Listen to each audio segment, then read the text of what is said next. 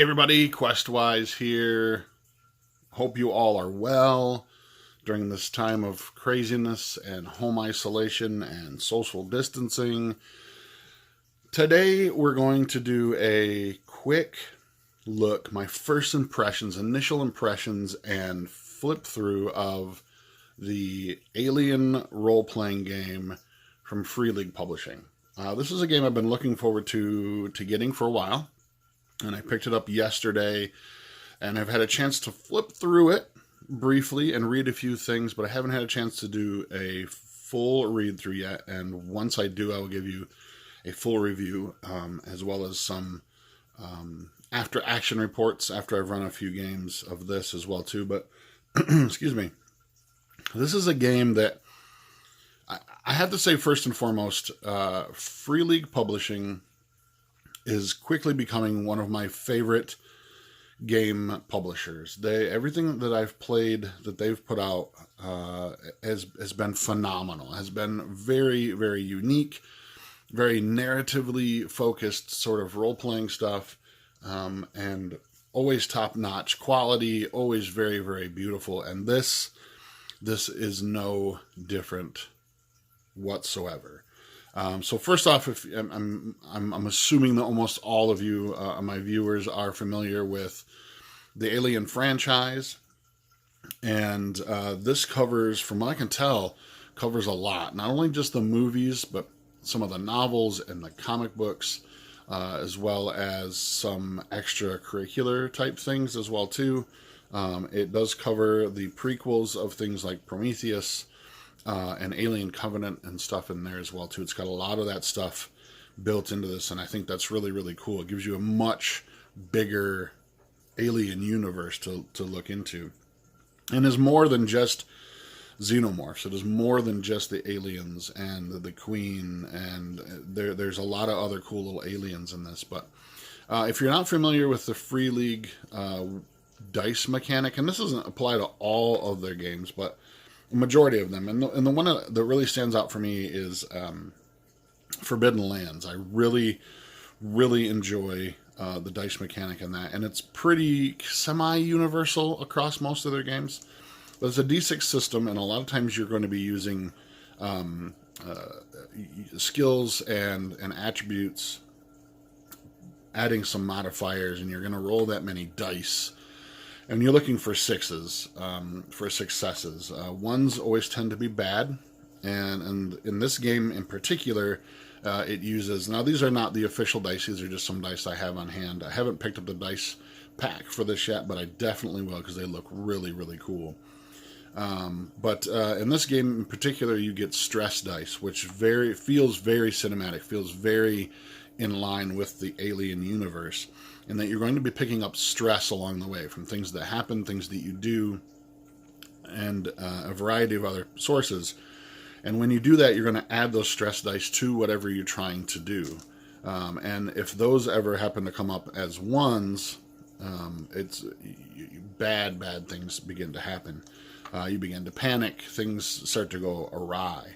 Now, the only thing, and maybe it's because I haven't read this in detail, but one of the things I really loved about Forbidden Lands was the inclusion of gear dice, of dice that you added to gear, like weapons and tools that helped you accomplish something. And again, if you ever rolled ones on those dice, bad things would happen to your gear. You might break a sword, you might lose, you drop something, you might dull a weapon, that kind of thing. I haven't seen that yet in this, and maybe I missed it. Like I said, I haven't done a full read-through yet. I've just been kind of glancing through a lot of stuff, but I think that would play into this game really, really well if they haven't already done it. But even if they haven't, it's still going to be an amazing, super simple game, a game mechanic to teach to people, as well as very excuse me, very cinematic as well. I really am keen on sort of D6 dice pool systems as well too. It feels very, throwing lots of dice. You got lots of cool stuff. So without further ado, let's start to flip through this book a little bit, and I'll kind of show you some of the stuff. Right inside the front cover, we have the sort of map of the galaxy as it's sort of known. There's also a really cool section in this book as well too. We won't go through every page today, but there's a really cool section in here on how to create your own planets and space stations and stuff as well too, in addition to the multitude of ones they already have sort of pre-drawn out for you. So first of all, I have to say that this book is beautiful. And when I say beautiful, it's the layout is so interesting. That's sort of a blessing and a bane at the same time. And I think they're both really good. What I mean by that is the layout of this is very, very cool. It is very much a drawn from the sort of universe as it is. The text, this is quite a glare here. Let me see if I can get rid of that a little bit. Yeah, that's a little better. The text is actually sort of formatted in a way to make you think of the computer systems on, you know, the spaceships from the actual stories and the movies and such. So it gives a very cinematic, it gives that very in-universe kind of feel. The thing that's a little interesting to me, and even here you can tell that this is the same company that does Tales from the Loop. This spread in particular, for some reason, reminds me of Tales from the Loop. It just has that sort of layout, that vibe to it. Maybe it's the font. I'm not even really sure. But you can tell it's the same company. And I love that. It's very, kind of ties things together. The thing that I mean is very beautiful. I love these layout boxes and stuff and the way things are laid out. And I think that's a blessing to the book because it's easy to sort of pick things as you go. It's very much, you know, encapsulated in these little things that you can sort of pick out and see exactly, you know, at a quick glance what you're looking for. The bane of this idea is that there's a lot of empty space on a lot of these pages.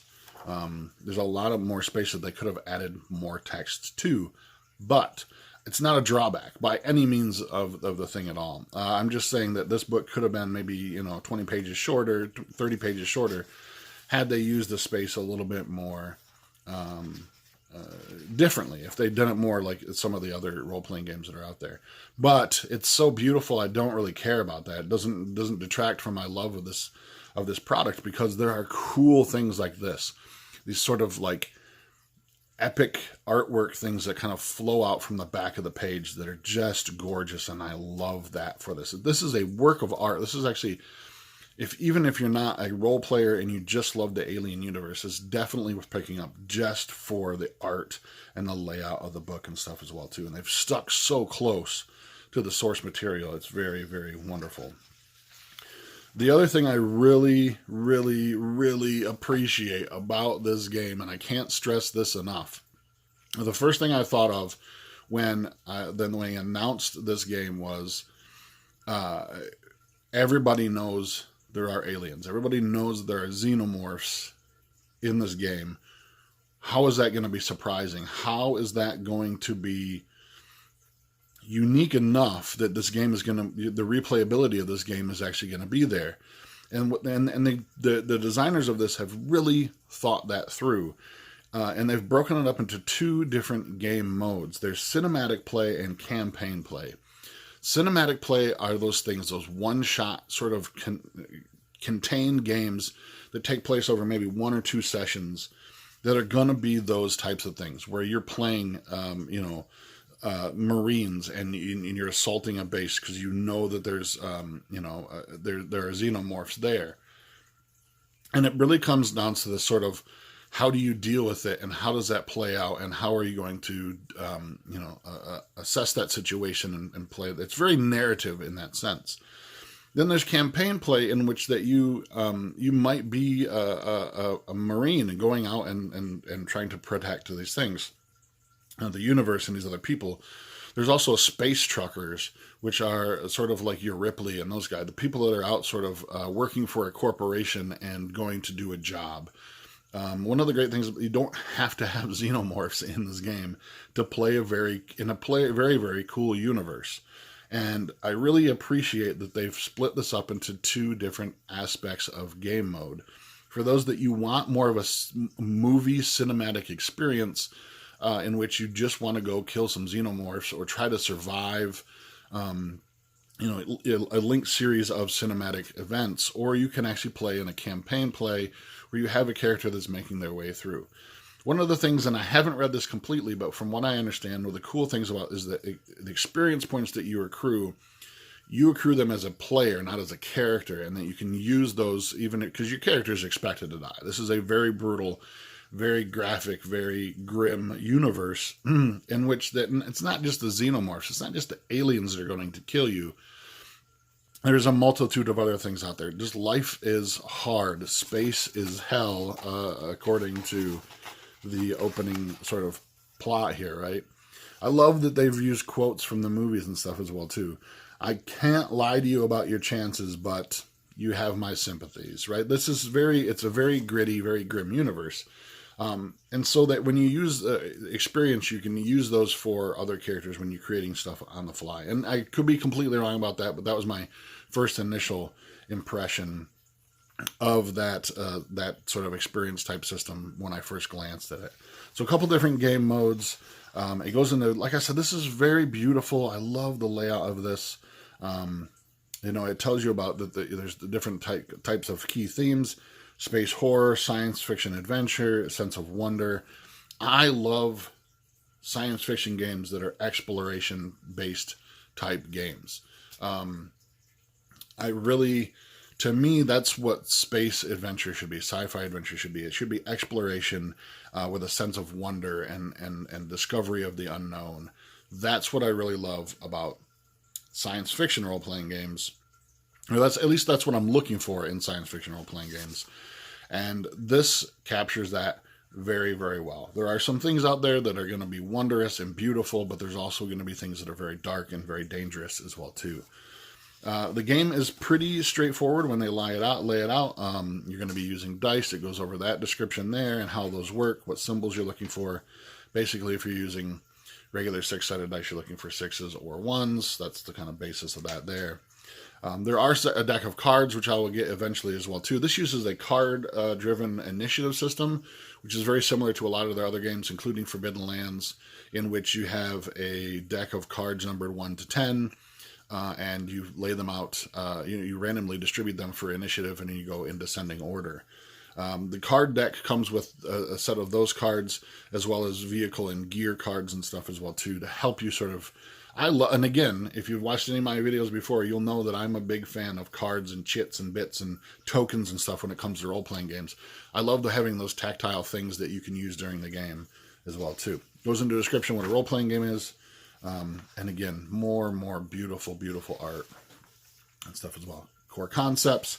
And then we're going to get into creating characters. So basically in the core concepts, you're creating a character. You have attributes, you have skills, you have talents, and you have agendas as well and stuff as well too. You have buddies and rivals, which I love. This gives a very cool feel of things like the Expanse universe or Firefly, and it fits very well into this theme as well too, that you're stuck with people either in your research facility, or you're on a space station, or you're in a spaceship for long periods of time, and you're going to have people that you side with and people that you're rivaling with as well too.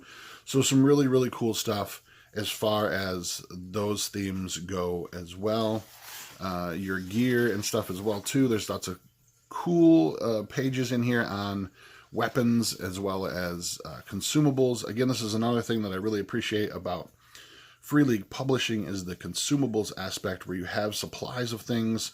This one actually even includes things like air and water as well too. And what's really nice about those is that you have those, and that you don't have to keep track of them over and over and over again.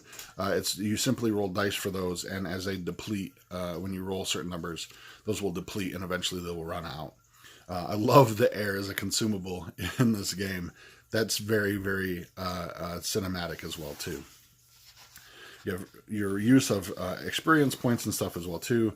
And then we have our character sort of classes. You have the Colonial Marine, you've got the Colonial Marshal, you've got the Company Agent, you've got the Kid, which, I mean, every good science fiction game needs to have a kid character. You got the Medic. You also have the Officer. Every ship needs an officer. The Pilot, of course, very, very tied to that kind of a scenario or this type of a game. The Roughneck, just basically just your average worker guy. A Scientist, and that's the end of those. But so you've got a lot of stuff to choose from as far as like character classes go. Each of them has a variety of different agendas that you can pick from or create your own signature items. And this is another thing that's really cool about this game, and I love that it's this way because, again, it drives a very narratively driven game. Is that signature items really not anything that are useful in game terms as far as like crunch or mechanics wise. There's not anything that really makes these signature items useful. What they do is they give you something that you can cling to, something you can return to, things that can help you advance your character's story throughout the game. So that's very, very cool as well, too. You get some starting gear for each character. And then it goes into skills and a bunch of other stuff, rolling dice for those kinds of things as well, too. It goes into things like ships and different items and gear and weapons and stuff as well too. It goes into detail about life among the stars, hypersleeping, all these things that we've seen in the movies, you've read about in the book, faster than the speed of light, living in space. So it gives you a lot of detail. Even if you've never seen Aliens or never read any of the books, don't know anything about these universes, gives you a very good grasp of what the universe is like and what it is like to live in the Alien universe. It's also a very great resource for things to return to if you are running the game and you are familiar with Alien. I would consider myself a moderately initiated into the universe. I've watched all the movies. I've read several of the graphic novels. I've read a few of the novels, not a lot of them. But this is really cool to kind of dive in a little bit deeper. Like, I know about the Weyland-Yutani Corporation, but I didn't really know about a lot of the other ones and how they interact with different government agencies and stuff as well, too. This goes into all of that, and it's really, really cool. It goes into things about religion and law enforcement in the universe, and then spaceship basics and stuff as well, too. In this game, what I think is really interesting, and to tie in with the idea that you are still a GM, but also to fit the universe in that the mother, which is what the computer, the artificial intelligence that they always referred to was mother. Your title in this game, no matter what you are, is the game mother, thus also still GM. Thought that was really clever. Again, fits the universe, fits the feel of the game. Very, very cool. Goes into a quick overview of game principles that you need to know to run the game.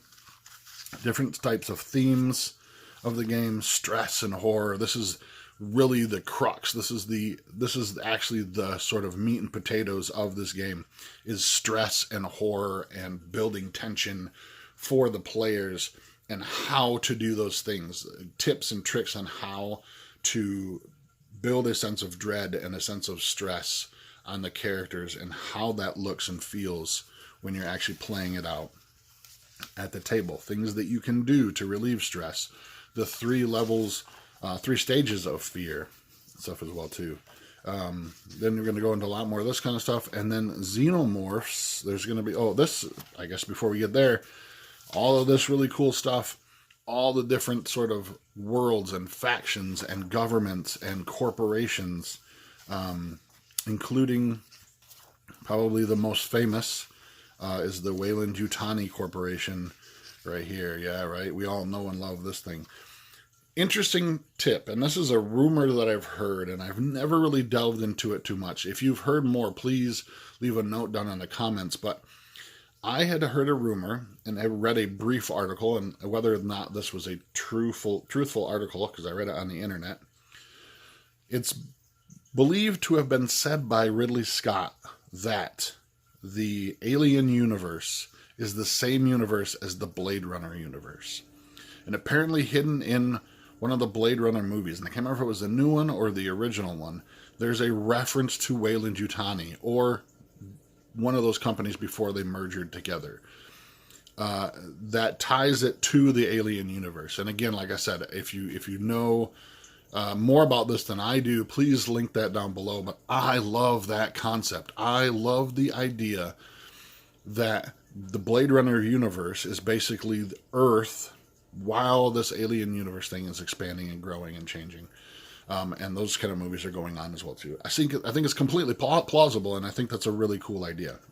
The other thing, and I don't know if this is going to be an IP issue or how this is all going to work, but I would love, one of the things that I love about Free League is that they are very supportive of all their game lines.